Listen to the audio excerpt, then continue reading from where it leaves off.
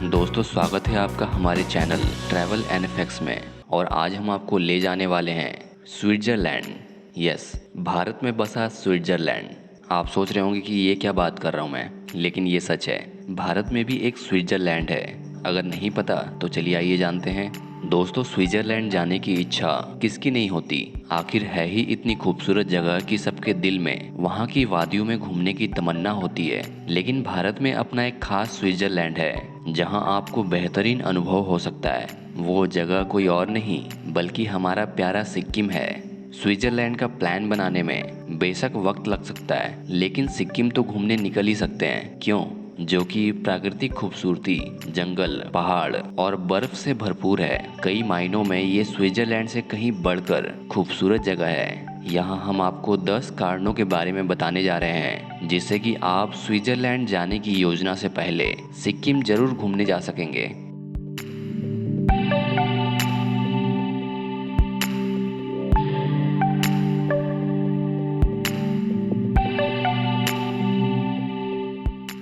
पहाड़।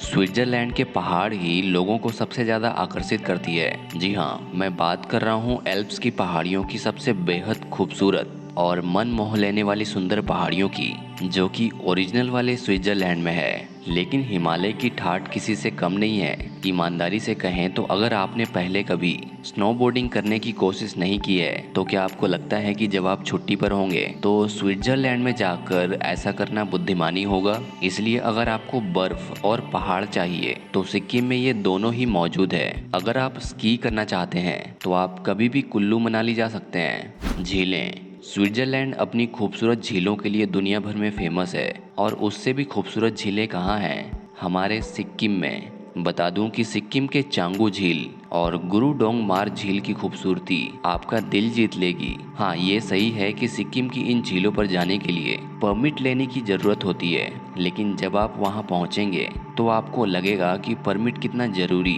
और खास बात है। और मैं ये दावे के साथ कह सकता हूँ कि एक बार इस झील के आसपास जाने के बाद आप इसकी खूबसूरती अपने जहन में मरते दम तक बिठा कर रखेंगे। शॉपिंग। स्विट्जरलैंड अपनी घड़ियों के लिए भी जाना जाता है। आपको शायद सिक्किम में एक मास्टर शिल्पकार द्वारा बनाई गई कुकू वॉच मिल सकती है अगर आप भाग्यशाली रहे तो। लेकिन सिक्किम में आपको स्पेशल बोतल में ओल्ड मॉन्क, बेहद स्टाइलिश कपड़े, जूते और कई साजो सामान मिल सकते हैं। आपको सिर्फ गंगटोक में एमजी रोड पर टहलते हुए जाना है। यहाँ स्विट्जरलैंड में खरीदारी की तुलना में सस्ता और अच्छा शॉपिंग अनुभव हो सकता है। फूड और रेस्टोरेंट। ये बात तय है कि आप खाने पीने और व्यंजनों का लुत्फ उठाने स्विट्जरलैंड तो नहीं जा रहे, है ना? सिक्किम इस मामले में जरा आगे है क्योंकि वहाँ ताज़ा भोजन मिलता है जिसमें मोमोज शामिल है। अन्य व्यंजनों में याक चीज का नाम लिया जा सकता है। स्विट्जरलैंड में आपको इससे बेहतर खाना और क्या ही मिलेगा।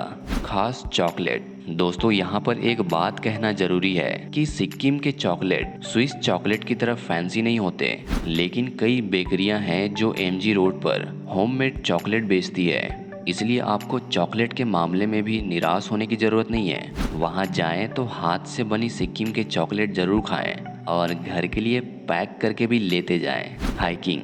स्विट्जरलैंड में ट्रैक्स करने का अपना अलग ही आनंद है। वहीं सिक्किम में भी ट्रैक्स का बेहतरीन विकल्प मौजूद है, और आप देखेंगे कि वहाँ हर स्तर की विशेषज्ञता और सुविधा है। उदाहरण के लिए डोंगोगरी ट्रैक, जिसकी चढ़ाई ज़्यादा मुश्किल नहीं है। खंगचेंदजोंगा ट्रैक थोड़ा सा कठिन और चुनौतीपूर्ण है, जिसे कि पर्वतारोही पसंद करते हैं। इस प्रकार अगर आप ट्रैक्स का मजा लेना चाहते हैं तो सिक्किम इसमें सबसे अव्वल है। स्विट्जरलैंड के फ्रांसीसी और इटालियन प्रभावित हिस्सों में आपको कुछ बेहतरीन वाइन्स मिलेंगी। सिक्किम में आपको घर का बना राइस बियर मिलेगा जो कि बांस के प्याले में मिलता है। आपको लोकल मदिराएं भी मिलेंगी। जी हाँ, मैं बात कर रहा हूँ दारू की, जो कि आपको वहाँ आसानी से मिल जाएगी। साथ ही बियर के लोकल ब्रांड भी मिलते हैं जैसे कि हिट और डैंसबर्ग। सांस्कृतिक संगम। सिक्किम अपने मंदिरों और मठों के लिए तो फेमस है ही, वहीं कई प्रकार के लोग वहाँ एक साथ घुल मिल कर रहते हैं जो कि एक अलग तरह का सांस्कृतिक संगम दिखता है। कल्चर से जुड़ी बारीकियों के साथ ही वहाँ के किले और खंडहर आपको पूरी तरह से मंत्रमुग्ध कर देंगे। रबडेंस फोर्ट के खंडहर जो कि पेमयांगत्से मठ के करीब स्थित है और मेरी भी सबसे फेवरेट जगह है डेयरी फार्म। ये एक अजीब बात लग सकती है, आखिर कोई गाय को देखने के लिए स्विट्जरलैंड क्यों जाना चाहेगा, लेकिन आपको पता ही है कि हम भारतीय हैं। लेकिन फिर भी गाय को देखने के लिए स्विट्जरलैंड जाना सही है क्या?